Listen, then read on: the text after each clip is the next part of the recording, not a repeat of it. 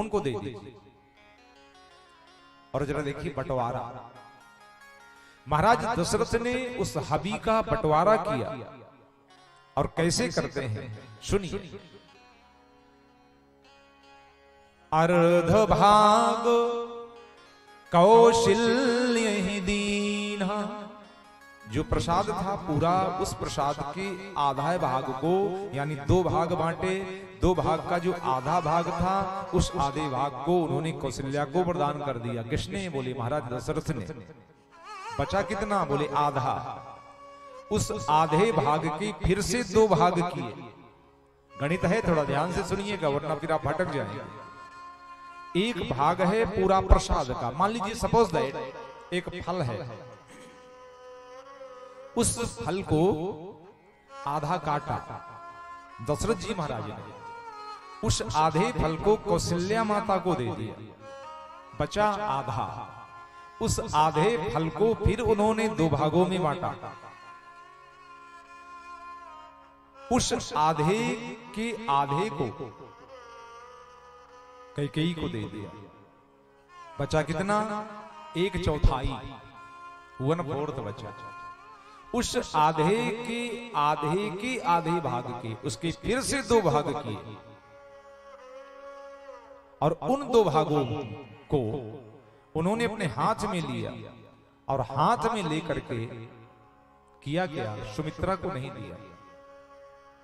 कौशल्या कैकेयी हाथ धरी, अपने हाथ से नहीं दिया। उस आधे के आधे भाग के 2 टुकड़े करके एक भाग कौशल्या को दिया, एक भाग कैकेयी को दिया और दे करके संकेत किया कुछ। सुमित्रा पीछे खड़ी है, सबसे छोटी रानी है, बड़ी दबी सकुची सहमी सी रहती है, क्योंकि माता सुमित्रा जो है वो राज परिवार की नहीं है। उनके मन में एक भावना रहती है, इस परिवार लायक नहीं थी मैं, ये रघुवंश का परिवार है, चक्रवर्ती राजा का परिवार है, ये तो कृपा थी दशरथ महाराज की कि मुझे ले आए। पीछे खड़ी है चुपचाप। 2 बार मिल गए उनको प्रसाद, वो भोग प्राप्त हो गया दोनों बहनों को। सुमित्रा की आंख डबडबाई, मुझे नहीं मिलेगा लगता है। फिर लगा कोई बात नहीं, मेरी बहनों को तो मिला, इनकी संतान हो जाए मुझे बहुत है, इनके बेटे मेरी ही तो बेटे हैं। पीछे खड़ी है शांत, और इतने में ऐसा लगा जैसे सुमित्रा के कंधों पर किसी ने हाथ रखा, दोनों कंधों पर। और जब आंख खोली तो देखा एक कंधे में कौशल्या का हाथ था और एक में कैकेयी का हाथ था। बहन, और जहां देखा जी आदेश करिए, और दोनों ने अपने अपने हाथ बढ़ाए। दोनों के हाथ में वो फल था, वो हबी थी, और कौशल्या और कैकेयी ने अपने अपने वो भाग जो थे वो सुमित्रा के हाथ में रख दिए। दीन सुमित्र ही मन प्रसन्न करी, सुमित्रा को दे दिया। और सुमित्रा ने आंख मूंद करके संकल्प किया, मेरी इन 2 बड़ी बहनों ने मुझे इतना मान दिया है, सम्मान दिया है, इनकी कृपा से ही अगर संतान होगी तो होगी, और अगर संतान होगी तो मैं इनकी संतानों के चरणों में अर्पण करूंगी। और आप देखिए सुमित्रा के 2 संतानें हुई, क्योंकि 2 भाग खाई उन्होंने, 2 संतानें हुई, एक लक्ष्मण और एक शत्रुघ्न। और सुमित्रा ने अपनी बहनों का एहसान मान करके उपकार का बदला दिया। अपने बड़े बेटे लक्ष्मण को अपनी बड़ी बहन कौशल्या के बेटे राम के चरणों में लगा दिया, और अपने छोटे बेटे शत्रुघ्न को अपनी मझली बहन कैकेयी के बेटे भरत के चरणों में लगा दिया। दोनों को अर्पण कर दिया। ये सुमित्रा का त्याग है, जिसने जीवन भर उस उपकार को माना जो मानना चाहिए। कोई हम पे उपकार करता है अगर, मान देता है अगर, तो हमको भी उस उपकार को मानना चाहिए। ये मनुष्यता है, इंसानियत है। और अगर नहीं मानते तो इंसान नहीं, याद रखिए वो हैवान है, वो राक्षस।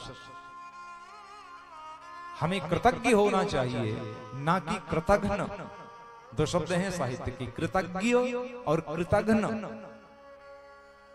कृतज्ञ माने होता है उपकार को मानने वाला, और कृतघ्न माने होता है, उसको दूसरी भाषा में कहूं तो एहसान फरामोश। सुना होगा आपने, लोग कहते हैं ना बड़ा एहसान फरामोश है ये, अपने ऊपर किए गए जो उस उपकार को नहीं मानता।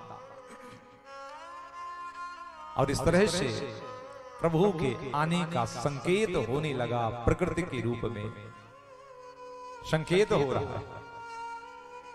गोस्वामी जी लिखते हैं, संकेत दिया उन्होंने, एही विधि गर्भो सही तो शबो नारी, एही विधि गर्भो सही तो शबो नारी, भाई हृदय हर्षित सुख भारी, भाई हृदय हर्षित सुख भारी, जा दिन ते हरि गर्भ ही आए, जा दिन ते हरि गर्भ ही आए, सकल लोक सुख संपत्ति छाए, सकल लोक सुख संपत्ति छाए, मंदिर महाराज ही सब